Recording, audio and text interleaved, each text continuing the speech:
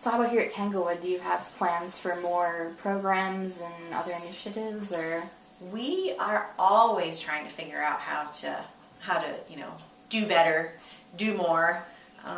With less. With less, yeah. That's the mantra for a nonprofit, especially in an area of a small population. So, but yeah, I mean, a couple of my dreams, and one of them, I can't really say what it is right now because it's really in the infant stages of being a reality, but it will.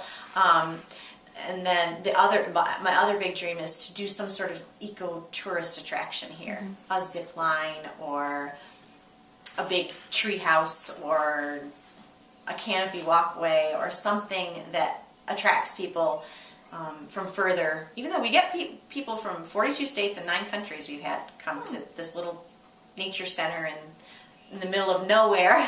But I think we could get a wider audience if we had something, and that would help support what we do if we had income from something like that. So that's cool. But we're always we're working on getting a couple of new birds. We're working on getting a red-tailed hawk and a kestrel, and expanding our animal area and things like that.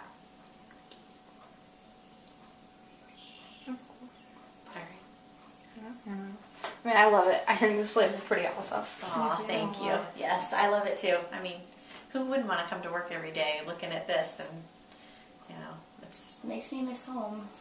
Yeah. I'm sorry. We graduate on the 3rd, and I want nothing more than to get back home and go back to work, because I work on a farm.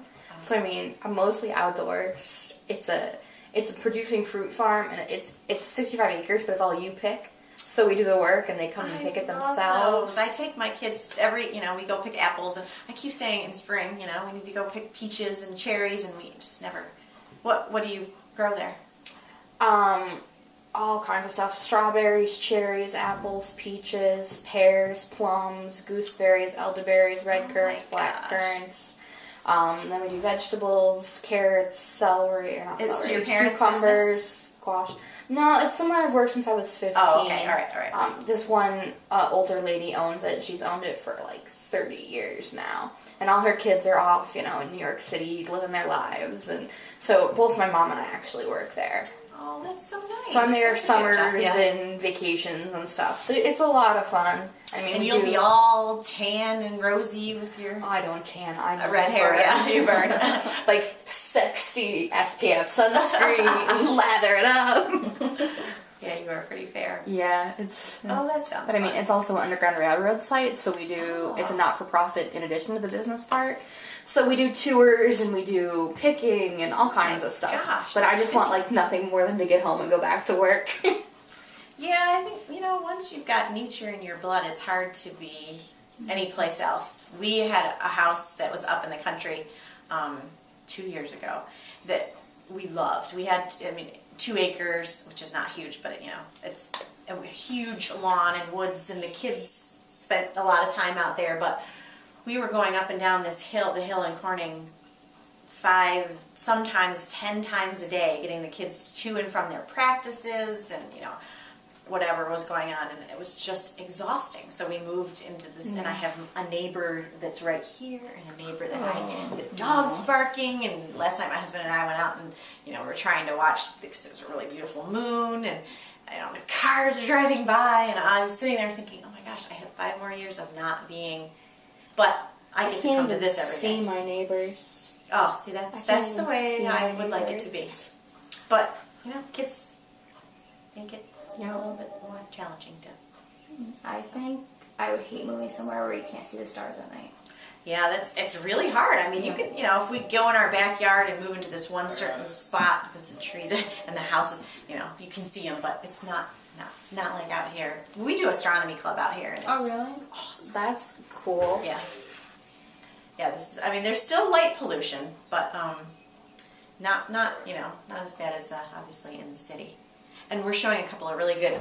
We have a couple of really good things coming up. We're doing a video, two documentaries, and one of them's Queen of the Sun. It's 2 independent films. One of them's about this one's about bees, what the bees are telling us. It's a beautiful film about our honeybees, which is one of the things that we have a observation hive here, and we have a whole program that we do for some of the school groups that ask for it about bees and the importance of our honeybee, which happens to be an import. They're all European, but yeah, none of our honeybees are natives, but they're so important to our ecosystem. I mean, they pollinate 40% of the food we eat, so, and they're the only ones that can do it, what they're doing. And, with colony collapse and things like that, so this is a really good video about that. And then we're doing another one called The City Dark, which is about light pollution and what it means to humans, human health, people who live in an opposite world. The people who work at night, sleep all day, tend to get cancer more often. And then about how our kids a lot of kids don't even see the stars, don't have the whole universe is sort of lost to them because of light pollution. So that's another really kind of cool thing we're going to be doing soon. The bee population and the issues with bees is one of my boss's biggest pet peeves. Oh, well, she does a tour series for one group, and the students change, but the facilitators stay the same all summer. And she talked about it enough, and they got enough involved that they had T-shirts made up with Save the Bees. Oh yeah, I know. I mean, we have our beekeeper sort of got us into this because he takes care of our bees, but he put together a whole slideshow, and then and once you know what's going on, first of all, in a beehive, it's so amazing. It's beautiful. They've got this whole life, separate from people. People think we're the ones who are, the world is revolving around. But all that stuff out there happens despite us. And in spite of us. Yes, exactly. So what's going on in a beehive is just to teach the kids that. And we can sit with kindergartners in front of a beehive for 45 minutes, and they are enraptured.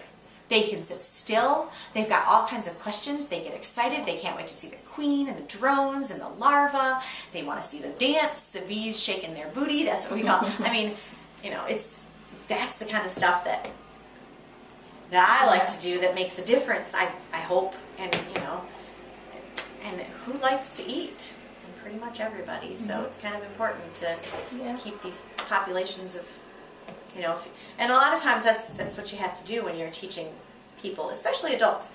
If you get them to care about something because it keeps you alive, whether it's, I believe in everything has an inherent right to life and should be protected and be able to do its thing without us, dominating and destroying, but not everybody believes that. So if you can at least convince people that taking care of this stuff is part of their survival, that tends to bring in more people than you would just saying, well, it's all really cute and beautiful and it should be there because it's awesome.